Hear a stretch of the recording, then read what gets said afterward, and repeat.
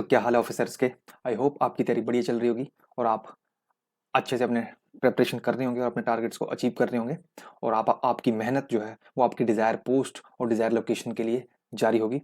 तो आज हम अपनी इस सिलेक्शन सीरीज में शुरू करने वाले हैं प्रियम्बल। प्रियम्बल को हिंदी में कहते हैं प्रस्तावना। तो प्रियम्बल जो है वो क्या है, वो है सोल ऑफ कॉन्स्टिट्यूशन। मतलब प्रियम्बल हमें एक आइडिया देता है कि कॉन्स्टिट्यूशन की जो कोर वैल्यूज हैं और हमें एक ब्रीफ देता है कि कॉन्स्टिट्यूशन में क्या लिखा गया है और क्या है उसमें। तो चलिए हम शुरू करते हैं प्रियम्बल को। तो पहले हम ये जो भी लाइनें यहाँ या जो अल्फ़ाबेट हैं जो जो भी बोल्ड हो रखे हैं, ये हमारे पेपर के पॉइंट ऑफ व्यू से काफ़ी इंपॉर्टेंट है और इन्हीं से बहुत सारे क्वेश्चन जो हैं वो पेपर में अभी तक पूछे जा चुके हैं। तो जैसे कि सोशलिस्ट, सेक्युलर, डेमोक्रेटिक, रिपब्लिक, आपको क्या करना है, आपको इनका ऑर्डर याद रखना है कि जिस ऑर्डर में लिखे गए हैं आपको इनका ऑर्डर पता होना चाहिए। पेपर में क्या होगा कि पेपर में आपको ऐसे पूछ पूछ लेगा कि इनका करेक्ट ऑर्डर क्या है। जैसे सोशलिस्ट को पहले लिख देगा और सोवरेन को बाद में लिख देगा। तो आपको पता होना चाहिए कि पहले सोवरेन है, उसका सोशलिस्ट है, उसका सेक्युलर है, उसका डेमोक्रेटिक है और उसके बाद क्या है, रिपब्लिक है।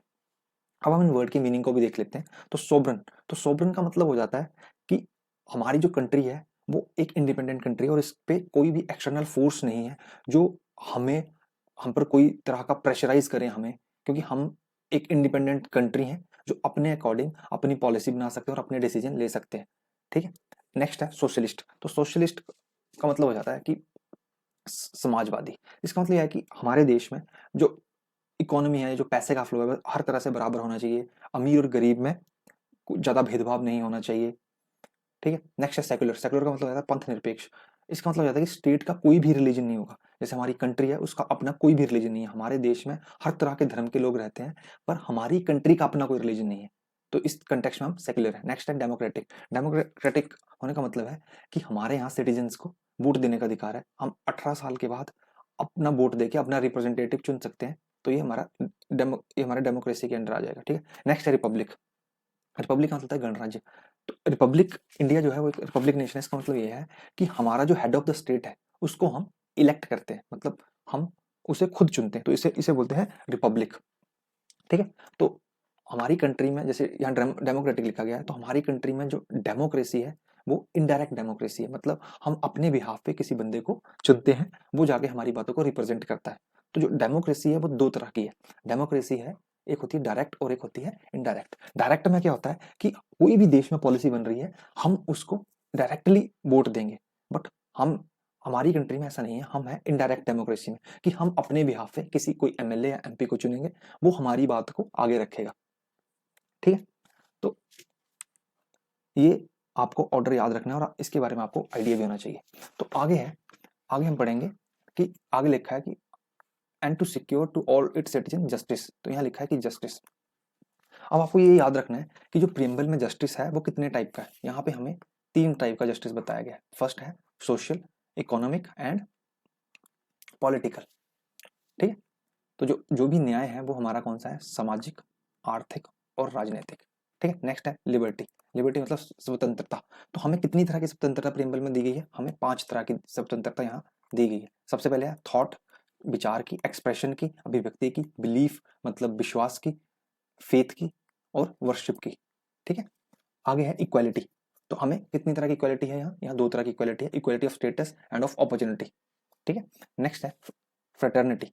फ्रेटर्निटी का मतलब है कि आपसी भाईचारा, ताकि देश में यूनिटी और इंटीग्रिटी बनी रहे। ठीक।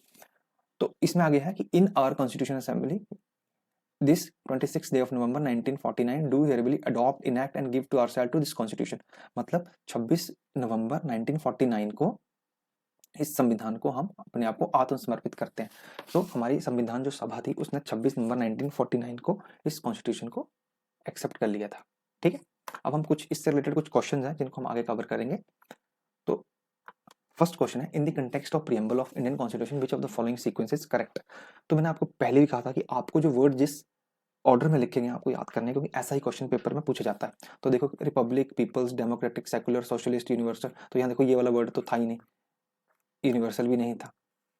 तो इसमें देखो बिल्कुल ही उल्टा है। देखो उसमें क्या था, सोवरेन सबसे पहले था, सोशलिस्ट था, सेक्युलर था, डेमोक्रेटिक था और रिपब्लिक था।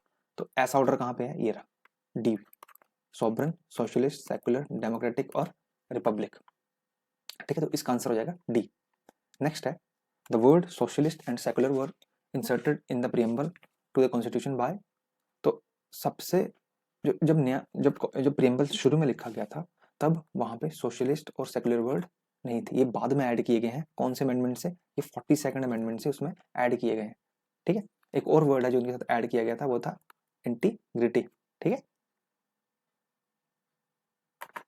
नेक्स्ट है क्वेश्चन है कि who wrote the objective resolution, ठीक है, which later influence the preamble of Indian constitution.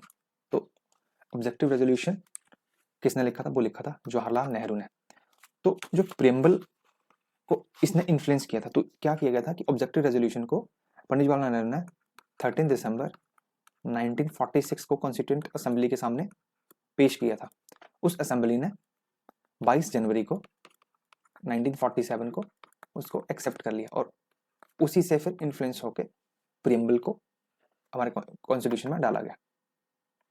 How many time preamble was amended, मतलब कितनी बार प्रियम्बल को अमेंड किया गया? तो प्रियम्बल आज तक सिर्फ एक बार ही अमेंड हुआ है, वो है 42nd कॉन्स्टिट्यूशनल अमेंडमेंट एक्ट 1976। तो ये याद रखना कि इस प्रियम्बल में सिर्फ आज तक एक ही अमेंडमेंट हुई है जिसमें सोशलिस्ट, सेकुलर और इंटीग्रिटी वर्ड जो थे वो प्रियम्बल में ऐड किए गए थे।